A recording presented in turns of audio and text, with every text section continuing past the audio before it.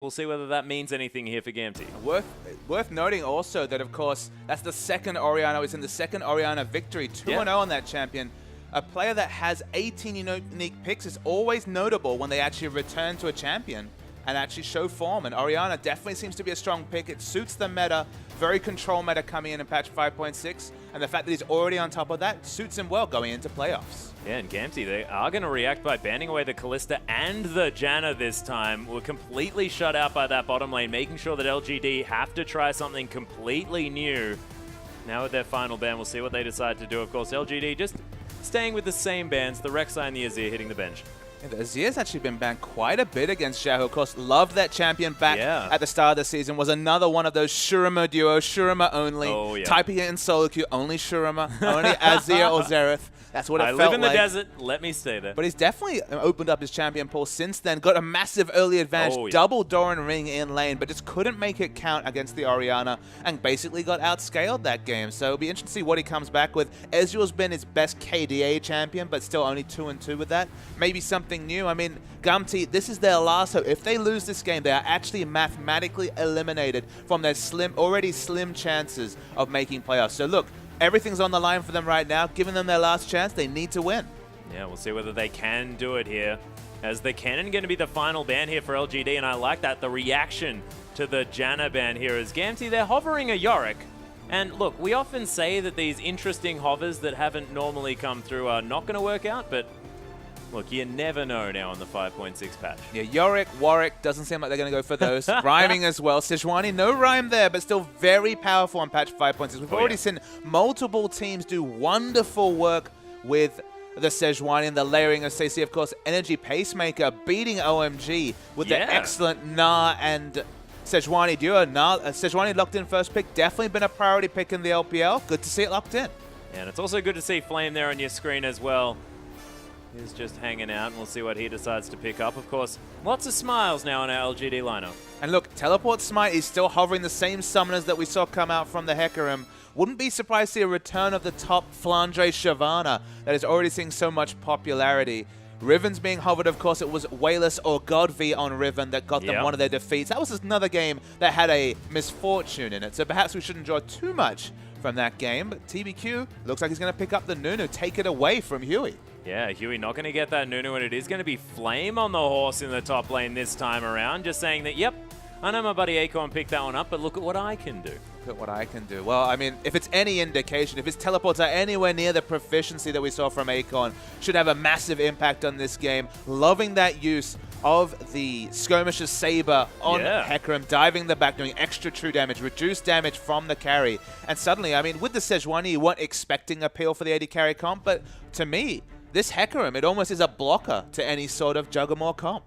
Yeah, it's interesting, and we do have Tail actually looking at his formerly formidable Corki here as well. And do you think with the fact that Nunu and Hecarim have been locked in, of course, has switched over to the Lucian now as well, is this a big enough sort of front line here for our LGD lineup? I mean, in general, so much Corki priority this season, and it feels like 5.6 is the end of the Corki priority, and wow, we finally see this. We've been talking about it off-air, Atlas. Yeah. One of the best matchups for Vayne, actually, is the skill matchup against Lucian, just because you can easily tumble Piercing Light and win those damage trades with your instant reposition in the tumble. So Imp, a noted Vayne player for many years since he entered the competitive scene back in 2011 or the start of 2012, locks in the Vayne.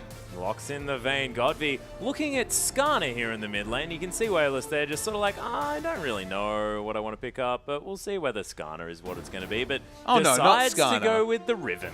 Riven is the lock. It's going to be a mid-Riven. Probably not going to be the mid-horse. No Oceanic representatives in Keen in this game, sadly. So mid-Riven. Hey, you don't know that. I mean, Flame is definitely a notable carry top lane player.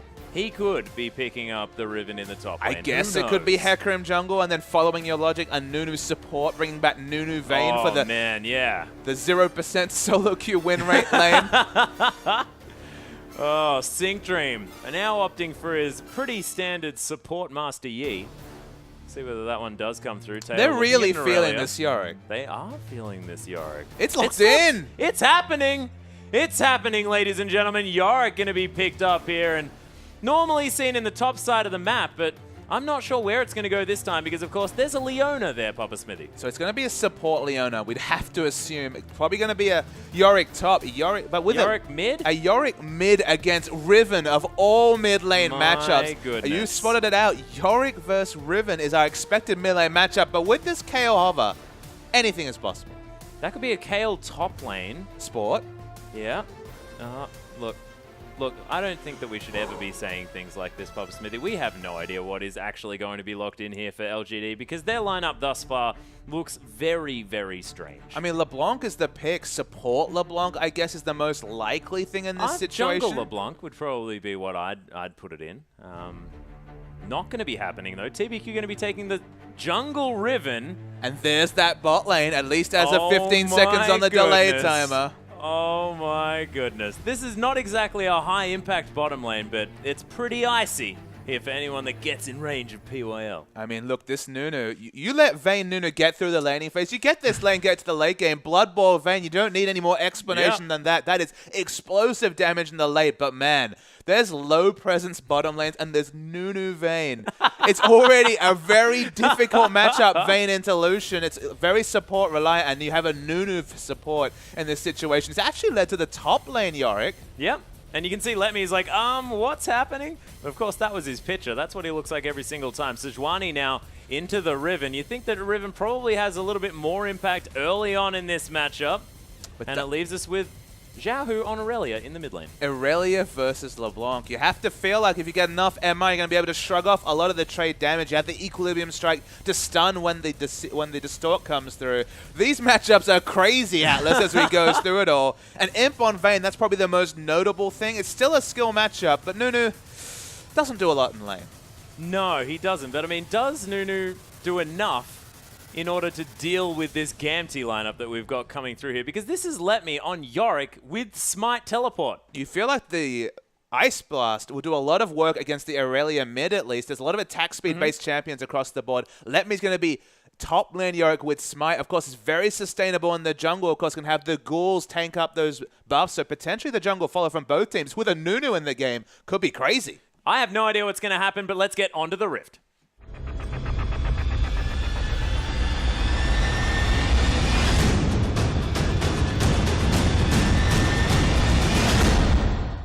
And here we are, ladies and gentlemen, onto the Rift for Gamtee versus LGD. The first game, a whole lot of meta picks, some standard play, LGD running away with it, and now we have this game. And I can assure you, viewers, that these champions are listed in the correct order. Top jungle mid, 80 carry support. I think so.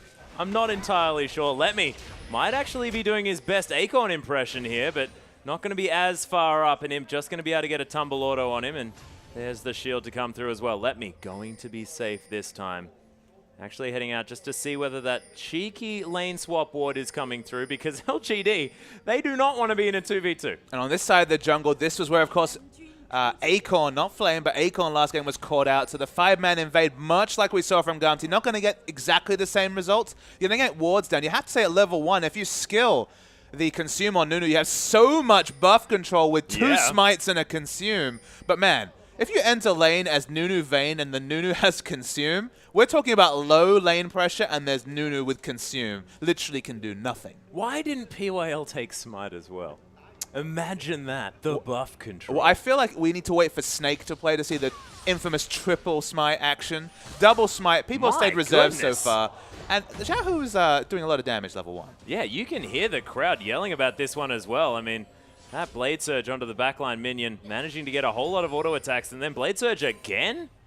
Lots of damage here under Godby thus far in this lane. Of course, does have some potions there, some biscuits in order to heal himself back up, and see what happens when level 2 is hit, because that's when Aurelia is really going to start being a problem. Blade Surges himself to PYL, who just does a drive-by Ice Blast. A drive-by Ice Blast. Shades of Season 1 Nunu ganks coming through. Doesn't have Consume for the Consume Ice Blast maneuver to push the lane in. Oh, cute. But able to throw out the Ice Blast anyway. And as you mentioned, they get the lane swap they desperately needed, LGD. They could not look for a 2v2. So in all this craziness, double Smite, lane Nunu coming through, Xiaohu on mid lane Aurelia. It's a good time to be alive. Yeah, but look at Xiaohu. He's actually playing this lane really, really nicely. Able to Blade Surge around. Almost looks like Yasuo here in this lane. just launching himself around onto these minions, keeping himself relatively up there as far as that health is concerned, and continuing to stay up with the farm. I guess we don't know if Irelia is one of his mid lane champions. Maybe it's just his top lane fallback if he's forced onto the top lane role. But there's the trade damage. Godvi will get away, doesn't have any points in his hit-end style just yet. So the sustain not quite there, and definitely chunking through the flask and potions. Yeah, still has a few potions there, but let me look at these ghouls tanking up the turret. Sync Dream hangs around as well as Huey's here to help out. Let me at level 2, Yorick pretty good in the jungle. And the thing about Yorick jungle is, of course, the jungle pressure is very low, but he's so sustainable. The deceptively high health in any situation. Now a top lane Yorick, you can just have so much dragon control in this game. They're going to get it completely. They don't even have to exit lane for very long, just because Yorick, he just sits there and whacks away with his shovel. Yeah, and Godvi now in a fair bit of trouble. There's the flash into the Equilibrium Strike as well. Oh my goodness, Sync Dream lands it! There's the exhaust, and first blood going to Huey here on the Sejuani. And you could see how much they wanted it. Triple flash was expended to pick up the kill, so even the always slippery Wayless fell down. That's a kill down to Gamtee to answer, and a dragon actually as well. It's a good start there for Gamtee. Yeah, and look at Tail playing so aggressively under this turret. Flame and POL need to be very careful as it's a 4v2 here. See whether Gamtee can actually juggle the aggro as only 2 creeps left. Is going to mean that that permafrost from Huey going to help out there as getting a little bit of damage done, but LGD going to survive another wave. And the junglers are going to head back. Yeah, it was a very good timing to come through. If it was just a little bit earlier, there would have been more minions tank up. If it was the siege minion wave especially, it would have been a turret dive. But LGD able to stave off the threat. With the Nunu, going to be able to hold these waves. And Nunu Hecarim is your pseudo 2v2. Oh yeah, look at that Blood Boil doing so much work under Flame here as the gives him damage, of course, with movement speed. Look at Never that. forget. Multiplicative scaling, Papa Smithy, as TBQ does manage to land the stun here onto Sync Dream, but Tail is going to be the target here for Flame as there's the heal going to be popped and summon a spell down. LGD, they'll take that trade. And I guess I'll always wonder, Flandre, was he just ahead of the meta, or was he just trying one of these creative maneuvers like Ashe, like Misfortune, and just came off? Because in the craziness, you try enough things, something's going to stick. Yeah, well, this is the thing, and this is 5.6. This is the patch of crazy, Papa Smithy, as Xiaohu not going to quite find the reset on his Q there. Now has to wait for another 8 seconds before he can do anything creative there in the back line. And Godvi heading back to lane, 5 CS advantage, but double longswords being picked up from Xiaohu. And I wonder what that means as far as his item build is concerned, because Brutalizer not generally an Aurelia choice, but might be going for that Bilgewater Cutlass early. If I was a betting man, I'd expect a rush of the Hex Drinker just to negate the trade damage. And it's one of those situations where you buy a longsword for laning, and then you just don't have enough manage for enough gold for no magic mana, so maybe it was just forced into double longsword. I could be wrong. I mean, Yoma's Ghostblade was once upon a time a very popular Aurelia item, but I think it's just the case that 720 gold, 20 AD, it's a pretty good exchange rate. I think you were just watching a little bit too much PDD, my friend. But there is going to be the Zenith Blade onto Flame there as well, as Tail getting a lot of damage down with that passive, that Light Slinger coming through. You have to say so defensively. Only the Rampage, only 350 range farming available on Hecarim. No flash. Of course, Teleport Smite is the summoner choice. You have to respect any potential engage from the Zenith Blade. TBQ is looking for this Rift Scuttler. Doesn't have his Q available, so couldn't hop over the wall. 2 members, but it's only Yorick Sejuani, neither of them level 6, so not too much respect has to come out there. In fact, Yorick's level 3. So 6 is a while away. A whole lot thus far. That does have a decent jungle follow, as Xiaohu just going to Blade Surge around these minions. The distortion damage definitely relevant here coming through from Godvi, as now Xiaohu able to farm up under this turret. Definitely a thing that Aurelia does want to be doing, as the chain going to land as well. Not many of them have been missing so far from Wayless. He's been playing this LeBlanc very, very effectively, but the gold very even so far, and it's quite strange with First Blood already going down in favor of Gamtee. Their farm definitely eclipsing that of the Gamtee members so far. I guess one thing to note is that, of course, we do have a Yorick top, so you want to see a consistent damage dealer that you can ult. It's usually the AD carry, but maybe the result will be Xiaohu going for a more damage-focused Aurelia build, and it's the Yorick Revive coming through for consistent damage in the fight. There's a lot of factors to consider when you have Yorick Mori on your team. Yeah, well, hasn't been... oh my goodness, the steal away from the steal. He got vision from the Wolf Spirit. Oh my, I thought he almost got vision by jumping up with his third Q, looking over the top. Oh, there it is. I'll take it. So the fail Q into vision. Not so quite, smooth. but I mean, the Wolf Spirit in general is crazy enough. And yeah, bonus blue buff. Yeah, not bad at all. TBQ, of course, doesn't really mind about a blue buff there. Does like the cooldown reduction, but doesn't have any mana to speak of. But stealing it away here from Gamtee, we're going for a cheeky maneuver. Stealing it from his own team. Out. Yeah, and Let Me actually going to be taking his as well. Yeah, I mean, look, at the end of the day, Letme's been the big loser in this early phase, despite having much safer laning phase, much better range farm compared to a Hecarim. Actually down 23 CS, hasn't entered lane this whole time, so you have to say the lane control from LGD has been far superior to that of Gamtee to allow a Hecarim 38 CS in this situation, more than you'd expect. Yeah, Let Me is actually towards his top side, but look at level 5 Yorick. PWL gets the Ice Blast, and he is so dead. Deary, deary me. It is going to be TBQ picking up that kill. Imp probably would have liked it, but I mean, that is most definitely not what we're talking about here. We're talking about the Yorick dying.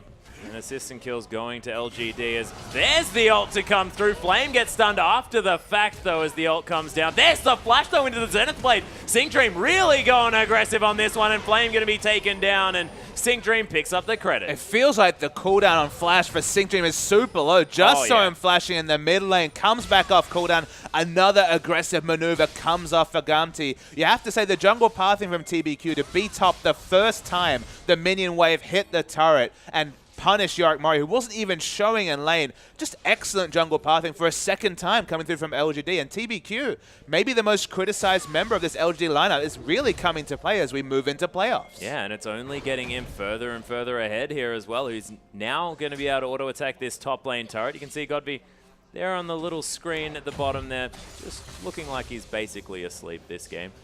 It reminds me actually of the Uzi Vayne performance when he was in a 1v0 and bought a Blade of the Ruin King first up. 99 CS already, now 100 for Vayne. And no shop has come through. You can this all comes back from level 1 Atlas. Getting this lane swap, 100 CS in the laning phase for Vayne has just been so big, and it would not have happened 2v2 with this lane matchup. Oh, Sync Dream lands the Zenith Blade after the Condemn comes through as well. There's the flash actually from Huey's PWL. He's the focus tail. Piercing lights him to death as Imp trying to get some damage back in response. Imp but needs to just get away. He's got no items compared to BF Pickaxe. I mean, there's no trade damage coming through. He just needs to get the hell out of there. He's going to back away. Should be a nice turret rotation coming through from Gamtee smartly. Though, as you can see on your minimap, Riven's around. Yeah, TBQ looking for something. Imp still with just a Doran's Blade. Hanging out here. Tail's going to get stunned up by TBQ, but not for too long as Flame's going to teleport in. Xiaohu looking for the kill here as the Ignite's actually down. But the chains, of course, landing here as well. Godby not going to fall. He's just going to back out of this one just fine. And Blade of the Ruin King looks to be the first pickup. Already has the Bilge Water, so the lifesteal. It's not quite a Hex Drinker, but it seems to be doing a treat. And with the high base stats that Aurelia has, so far she's been completely unharassed in this lane matchup against LeBlanc. Yeah, speaking of Blade of the Ruin Kings, Imp just went back and bought his outright. And that's the thing. It all shows how important the lane swap was, and this looked like another dive coming onto Flame. Yeah, Shield of Daybreak. There's the ultimate there as well as Flame is most definitely dead towards his top side. Couldn't even use it. Nope. Not going to happen as the layering of the Leona CC a little bit too strong. Absolutely, and the layering of CC, of course, on 5.5, 5.6. No longer those little moments when you can use flash, when you can use displacement abilities. If you layer it correctly, and we've seen that so often with those Sejuani games like we mentioned from EP last week, and just from the Leona play here, suddenly Leona's so much more effective, because if you layer your CC, ideally you're getting, what, 3 seconds of consistent CC, and even the tanky Hecarim dies instantly. Nothing you can do, of course. Doesn't have flash, but that Onslaught of Shadow is normally used here for these escape scenarios if you need it. Flame unable to. And Imp, he's transitioning lanes, has managed to take down the top lane out of turret, and now with the Blade of the Ruin King, going to be a whole lot more safe towards this bottom side as they decide they want to be able to push that one in. No Dragon's going to be taken yet for LGD. Gamtee picking up theirs very early on this game. But how crazy is it that in a matchup, a Vayne Nunu lane is the only lane that's actually doing well for LGD in terms of overall score and pressure. Blade of the Ruin King first pickup, it might come up trumps, even though Gamtee otherwise are winning this game. But there's the ultimate from Xiaohu. Massive damage there as TBQ just gets destroyed. Another chain lands to stop Xiaohu in his tracks. But we'll see whether the Mercury's threats come through, because then in the middle of a team fight, that chain is going to stun him for what? You know, 0.2 of a second? Absolutely. Already has the natural tenacity from the passive now. Going to build towards the Merc Treads eventually. Wow, just looking for early damage in general. This is obviously going to be a high damage build that we speculated. Looks like it's going to synergize very well with Yorick, because Trinity Force Blade the Ruin King is all we can assume for a Machine and a Bilge War to start. Completely ridiculous. Skirmisher Saber is being opted for here by Let Me after that tier to come through as well. Cinderhulk going to be the option at the same time as Sync Dream just hanging out here in the mid lane, as he very much enjoys. And they have a massive wave to hand over here to Wayless as well, who's going to distort that one to death. Gamtee looking to continue the pressure here, but Flame, he's on the blue buff. You're definitely seeing old Flame here, not necessarily 2014 Flame. 40 CS advantage, going and finding blues wherever he can. He's been so good at finding CS. Speaking of finding things that they shouldn't have, Flame is found out here by Sync Dream. That Solar Flare was wonderful, but doesn't quite get the Shield of Daybreak in time. But Xiaohu, he is going to be able to secure that blue buff. And from memory, I believe Leona's his most played champion this season, Atlas. And you can see the mechanics coming through on Sync Dream are excellent and a wonder to behold. Yeah, and especially one of his most successful champions here as well in this Leona, able to roam around this map, as we've seen demonstrated, as Huey's just going to smite away these Raptors. Of course, the Raptor buff so useful for clearing out this vision, as it's already going to get procced here by that ward there down near the river. You just worry that the early rotations allowing him to get a free lane, a free Blade of the Ruin King before grouping might become a factor longer and longer this game goes, but the early rotations and laning phases have definitely been Gamtee's as they're looking for a third outer turret. Yeah, Infinity Edge has been completed here by Tail as well, and we talk about Vayne as being a late game hyper carry. Lucian is no slouch in the late game either, and Tail, if he can relentlessly pursue his way around these team fights, really get into the right positions, he could be a force to be reckoned with as well, as Flame looking for Xiaohu, but not going to find anything here. I mean, Imp has been playing surprisingly defensive this whole game. Even though he was down the bottom lane, he was actually freezing the creep wave, even 15 minutes in, not causing any global pressure. That, of course, opens up the smart, aggressive rotations. But speaking of aggression... Yeah, Huey, you are in so much trouble. Oh, the Arctic Assault, he gets trapped in the wall here as TBQ is going to take him down. PWL takes half of his health. There's a Soul Flare onto Imp. Xiaohu right in the back line as well, but he's getting torn apart. Not the tanky Aurelius that we're used to, as the Ignite ticking down. He is eventually going to fall, and 4 dead out of nowhere on the side of Gamtee for just Imp. Yeah, and the 4 is going to become 5. Yeah, poor little Let Me, as TBQ not going to fall down either. And has he made it to level 6? He has, but the ultimate wasn't used there by Let Me. I don't think he had any mana. He didn't have any mana. It wouldn't have had any effect, barring buying a little bit of time. Gamtee, their rotations have been on form. 3 outer turrets at a very fast clip to punish him for holding the wave. But this is the result of all of it. So Huey, I don't know how he didn't make it over this cove. Wait for this Arctic Assault. Very awkward. Oh, he was trapped out of it there by Flame, who devastating charged him. I mean, it was just insane that first kill came down. It looked good when Imp was completely knocked up. Didn't die instantly, but the solo dive against 4 group members grouped. Of course, Blood Bowl riding on Imp. They have a lot of... If you dive into this LG team, you're going to definitely feel the pain. And ironically, Let Me teleported late once again and found a party he was not invited to. Yeah, and he was not interested in really being a part of either, of course. Didn't bring anything of his own. He didn't bring a plate of food or any manners. There's the flash into the distortion here by Godby, who decides to miss every ability and get Zenith bladed here as well, as Tail looking to try and pick up the kill, and does relatively easily. Flame teleported in. The ult does get the stun there with the Solar Flare, but Onslaught of Shadow is going to get him to safety, and Gamtee, they're going to start off their second Dragon of the game. Definitely not a clip that will be contained on any Wayless highlight reels for his LeBlanc play there. No. Just poor mechanical play. Opens up a kill. I mean, LGD were just getting back into this game. They just aced the Gamtee lineup. They closed the Goldie that had managed to grow. But things are suddenly looking good for Gamtee again. The rotations continue. Oh, and Flame is just getting so much attention on this map. Tail doing a lot of damage. Sync Dream netting himself another kill. And our friend Doa would definitely be proud of this support play. I mean, very bloodthirsty support play. But Imp and PYL need to be more involved in this game. Spent so much time freezing waves, hanging back, not grouping with the team. Gamtee are grouping and taking advantages all over the map. 2,500 gold is the lead again, and they keep pushing. Yeah, and actually, Imp, they do manage to get the inner turret there on the bottom side, but of course, this turret is an inhibitor turret, and it's already dead here for Gamtee. They've broken through the base, as TBQ might be in trouble here as well, as Tail Very aggressive on this Lucian, throwing an Ardent Blaze back as well.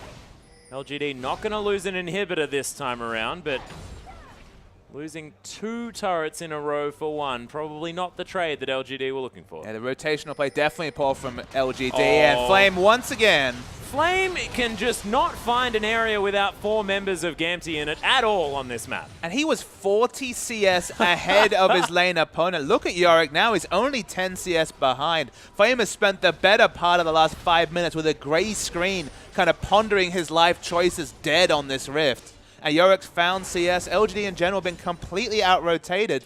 You sub out Akon, you bring on Flame, and suddenly the rotations, for whatever reason, have gone away. Yeah, well, I guess they do have Let Me there, so Flame wants to spend so much time in the Death Chamber. He can efficiently get there. Grave digging definitely going to be available for our Gamtee squad, as Godv or Wayless going to just distort his way into a brush. Checking for some pink wards there as he heads back to his original position. And with any other top laner than Yorick Murray, this would be a very poor build choice, going double damage items against a LeBlanc, Hecarim, Riven top sign of trio. But when you've got Yorick Murray for the potential consistent damage while you're dead, it's actually fine to go full DPS Aurelia in the mid. And she has to be respected. She does crazy burst and sustained damage. Yeah, and there's the culling to come through from Tail. Just eradicates this wave. Now with his 2-item power spike here as well with the Static Shiv. A lot of burst to come out very early on with that particular duo of items. The guaranteed crit from the Static Shiv going to be a lot of damage. Tail definitely scaling through this one. Imp probably looking for a Phantom Dancer moving into this game. He does have the Alacrity enchantment already completed. A double Alacrity.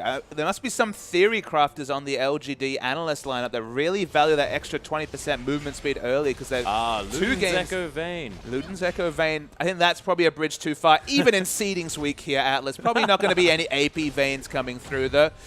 We've spoken to earlier and seen a Nunu support, so anything's possible. Anything is possible. Ultimate Bravery LGD play to come through here potentially, but no, that Zeal probably going to be definitely towards that Phantom Dancer, and then maybe... PYL? Oh, we could have some dangerous plays here. PYL just going to get exploded here. TBQ as well on the backside. Gamtee with the flank attacks, and now Imp with all of the attention. The double kill for Tail. 3 instantly dead members, and Gamtee another early Baron this game as Godv going to distort over the edge. Not going to get caught out, but there's no way he's stealing this Baron from 2 smites. We'll wait and see. It seems unlikely, but with the timings required for double smite, anything is possible. Oh, there is still a smite here. Of course, Flame's there. They do manage to get the Baron there. Yorick managing to smite that one down as Flame again gonna die.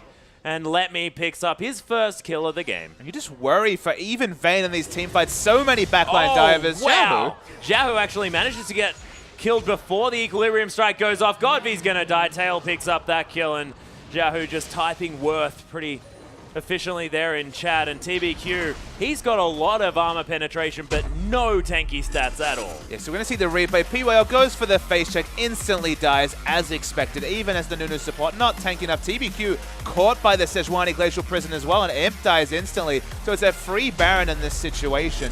They picked it up quite happily after that, but the fight continues. Yeah, there's actually the ultimate through onto TBQ there as well. He does have the Wind Slash available, looking for Huey, but he doesn't fall down. Let Me here as well. Solar Flare, couple of stuns. Imp going to be locked up here for a little while as well, as Huey looking just to get out. Of course, no objectives around this area of the map whatsoever. No point in really fighting as Gamtee. They're just going to take the Rift Scuttler and Let Me.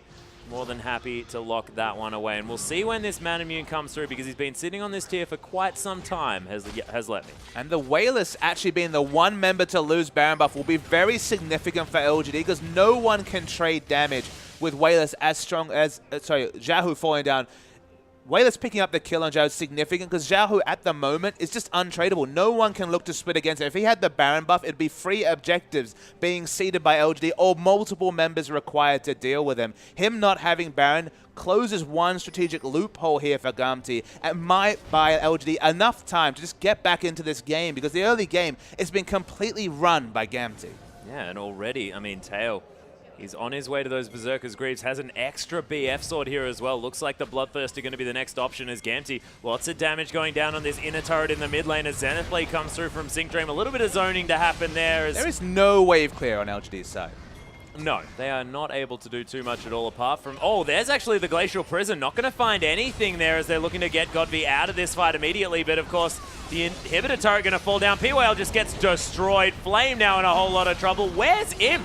My goodness, finally into the fight here as Tail's going to take down another kill, but Tail's dead in the back line. My goodness, the double kill for Tail eventually towards the end there as Imp. He's going to get taken down because that's the Yorick ultimate, the triple kill to come through. And I think LGD may have forgotten about the Ghost, just like I may have. And Xiaohu's still alive, chasing Imp. They just want to stop Imp from teleporting back, but Sync Dream's fast.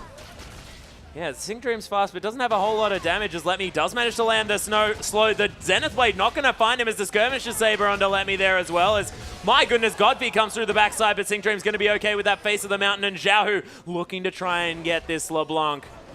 But Godfrey actually buys enough time for Imp to get out, so excellent bit of support coming through from the mid laner. Lets Imp survive. Base once again is completely in ruins. Gamtee going to pick up a Dragon. I believe this is their third. 3-0 will be the Dragon score. And Gamtee well on the way to winning this game. Yeah, although LGD, I mean, they saved 2 inhibitors, you have to think, by having that chase happen. And they did, but I mean, the next push will come through. No wave clear available, so these turrets, very difficult for them to protect. Yeah, sorry about my little arm there, but that's a double BF sword coming out from Tail. He just wants damage. Absolutely. He's just looking for trade damage, I guess, in this situation. So Gamtee, they get the free turret because there's no wave clear whatsoever. PYL does instantly to 1 piercing light in general. Flame, as usual, he has to eventually re-engage. It's a suicide re-engage, of course. They do get the kill onto Tail, but the Yorick ult riding on him already means the consistent damage doesn't stop in this situation. They keep fighting. Tail's still doing a lot of damage despite the damage reduction when you're in that Yorick ult form. And it just feels like LGD are getting preyed upon. I think Imp's used his ult, though. Yeah, that's because Tail is most definitely dead as we get back into this one. Flame's going to get locked down, but that's not Imp, and Imp needs to be dealt with here. Doesn't get stunned up, but gets knocked up there by the Arctic Assault. Exhausted there as well, and he's going to die. PYL gets a full channel, but this support... Nunu not doing too much. He wants the turret. Yeah, looks for it. TBQ is there with a fair bit of damage. Looks to try and get some stuns off here as Letme's going to get chained up. Godby trying to get some work done, and there's the distortion. TBQ picks up the kill, but he's going to die for it. And Huey and Sync Dream very, very low. Godby trying to dodge around under this turret. Oh, the auto attack, not quite enough. There's Wayless. Tries to do the best that he can as the last man standing. Tail back to life again as well, heading towards this mid lane, but this outer turret is going to fall down, and Wayless not going to go overly aggressive onto this support. He looked for the bonus kill on the support, wasn't able to get it, waiting for his ult cooldown to come back. It's back! It's back, looking for it, nails it. Nice LeBlanc mechanics coming through. Not necessarily been the most successful LeBlanc players. We look over to people like Pawn and Cool, but is LeBlanc still to be feared, still an excellent assassin player, despite the fact that we've seen him on so many wave clear champions recently. Yeah, we have, and I mean, his Orianna has most definitely been mechanically brilliant to watch. His Diana as well has been highlight reel worthy, but hasn't been necessarily the LeBlanc player that we've been looking for, but this game has been able to pick up some cheeky kills around this map. 4, 3, and 5 now, Morellonomicon completed, does have a needlessly large rod, and of course, that Void Staff as well, with the Spirit Visages completed now as well, and the Locket of the Iron Solaria, definitely a relevant choice here. And one thing that I do like is the fact that this extra BF sword's been picked up by Tail, and when you've just been altered by Yorick and you're just a clone when you're still alive, that's just doing auto attack damage. That's just doing your base attack damage. I don't even know whether you can actually crit during that as well. So having extra flat DPS is a very, very good idea. It is still reduced by the Yorick Ghoul. When you respawn, you do have the reduced AD, so maybe not getting the effectiveness in that situation, but Lucian scales so well on AD and all his abilities apart from the Ardent Blaze. It's not a bad pickup at all. Vayne and Nunu are now a very threatening duo. 4 points in the Blood Boil. The Mikhail's completed by Nunu. They have to respect this Vayne damage, but they got so much consistency. See, Flame's the one to tell his teammate Imp about the CC they have in this game. They need to respect the CC too, but if Vayne finds the right engage, there could potentially still be life in this LGD lineup. Yeah, but not in this inhibitor in the mid lane as Flame looks for the flank there as well. Xiaohu's going to be the target there as Tail sort of zoned out of this one. The culling going to be used as Godby. That's his Mimic. TBQ very, very low here as Xiaohu has finished off the LeBlanc here as well as Flame's going to take him down in response. Imp looking to kite away as there's the ult to come through. The Wind Slash not really doing too much, and this is going to be the inhibitor now, the focus here for Gamtee as they've managed to eradicate 2 members of LGD for 1. And the Gamtee rotations this game against a no wave clear lineup have been excellent. This time they pull off the right team fight. They get the double inhibitor. They're not looking to finish this game. A lot of respect being shown to the Vayne, Riven, Hecarim duo that is still alive. Waiting to see if they're going to pick up any advantage. Of course, no Dragon available. Baron looks like too much of an objective to pick up. There's no wards whatsoever down the map from LGD, barring 1 pink around the Dragon, and it's just going to be a free shopping trip for Gamtee. Yeah, TBQ is just going to broken wings these Raptors, and he's going to find himself a ward here as well. Little trinket ward hanging out in this brush, and he's going to be able to get a ward himself, you have to think, on this Baron. Not actually going to decide to, as all of the vision has run out now as well for Gamtee. You can pick that one up if they want to. So Xiaohu's actually gone surprisingly tanky. I guess they want to keep the Yorick ultimate for the AD carry, despite the fact that it's definitely a consistent damage. Frontline diver in Xiaohu's got the Frozen Heart. Looks like he's working towards a Banshee Veil, perhaps, with his first 2 item pickups. LGD, they're looking for any sort of information to get a pick, but using this time Gamtee very well, trying to pick up a Baron. Yeah, they do have it pink warded as well, down to half health here. As you can see, Let Me just taking no damage from this one. Tail using his passive to great effect, already down to 1,000 health, and that is secured now for Let Me. No health going to be lost by these members doing the Baron. POL going to notice that there's some purple runes spinning around this team of Gamtee. And LGD have to be careful fighting them as well, especially with super creeps around Flame. Of course is the focus here as the culling comes through, and the horse, he's amazing, but he's going to die. TBQ going to get stunned up here as well as Xiaohu looked for it. TBQ, the hero play, not going to come through as the Solar Flare sort of just for fun in the backside. Wayless, of course, going to land another chain. The distortion comes through, but Vayne's going to die. Wayless looking to try and escape this one as the passive pops. And they secure the kill. I thought that was the Mimic. Accepts his fate. They could finish the game in this situation. It's 5 members dead. Ace comes through despite Lucian falling down. Irelia's still got a lot of damage. That's 2 super minion waves. So this should be the game to Gamtee. And the slimmest of hopes, but not eliminated from playoffs just yet. Yeah, not just yet. It does rely on a whole lot of different factors, but Gamtee, they stay in it with a hope. That's if they do decide to hang around and actually take down this dang Nexus. As the rest of Gamtee, they're looking to pick up their 4th Dragon. I feel like this is a bit of manners coming through. They definitely could have finished the game, but they're more interested in picking up the Dragon and prolonging the game for LGD. Not sure if game time will become a relevant statistic as we move into our playoff rankings. But the result is the Dragon comes down, the shops come through, and Lucian's got quite a few items. He does, actually picking up a late game Brutalizer here as well, as Nexus is going to be protected here by LGD. Massive minion wave there towards the top side as the Empowered Recall going to be thrown out by Xiaohu after pushing out that wave. Not wanting to stay there on his own as he's going to go back and pick up a couple more items. And let's see a replay of that last fight. So once again, Flame gets caught. Still very tanky. Has to re-engage because the defensive ult, he probably still would have died during the channel anyway. They get the secondary pick onto TBQ, who will fall. The only member that comes down is when Wayless really goes for the kill and picks up the Lucian after the Yorick ultimate, crucially, at timeout. Xiao, who has a lot of consistency seeing the front line with the Equilibrium Strike when he falls low himself. Being a focused target, you have to take down the DPS Irelia, but the fight's back on. Yeah, Imp is going down very, very low, but kiting effectively here as well. Huey does pick up the kill there eventually, and TBQ's going to die at the same time. Sync Dream locking that one down as he actually got ulted there, a little bit cute by the Yorick. Gamtee, for whatever reason, are going for the tutorial victory. They should just rush down mid. There's nothing to take down whatsoever. Ride the super creeps, but they want to just get down every structure possible to finish this game. I guess get as many turrets there on the scorecard, potentially. I'm not entirely sure whether this is an exam and you need to make sure that you do everything for the extra credit. I mean, the cramming has definitely been on point. The checklist has been checked a couple of times. Gamtee, they just want to go for the tutorial victory and get every single structure. What do they get now, though? Do they have to make sure that they kill every single ward on the map? The 5th Dragon's coming in a little while, Atlas. Yes. Sit around Dragon Pit for 4 minutes. No problem there at all, Gamtee. I like your decision making. You've taken everything else available. Blue buff going to be taken down here as well. Oh, no. Oh, they got it. Secured the Grump. And that's going to be the surrender as the culling came through. Aimed in the wrong direction. LGD, they tap the mat. And Gamtee, you have to think probably could have won that a little bit sooner, but still, a victory is a victory nonetheless. Yeah, it was an interesting way to end the game. We're not looking for the fast close Strange things being seen on the Rift is not something surprising in the LPL, though. The handshakes still come through. 1-1's the score. As we mentioned, Gamtee all but eliminated, but in the perfect world, if the stars completely align, we might still see them in the playoffs. Yeah, and still smiles here as the handshakes come through. Definitely happy to be on the Rift here, as actually Flame not smiling so much, but he got focus fired so heftily that game. But ladies and gentlemen, we still have a big day of LPL to come. 3 more matchups heading towards you, and you can see Wayless on your screen there wrapping up his keyboard in dismay after that relatively appalling play towards Tail in the bottom side of the map. But things going well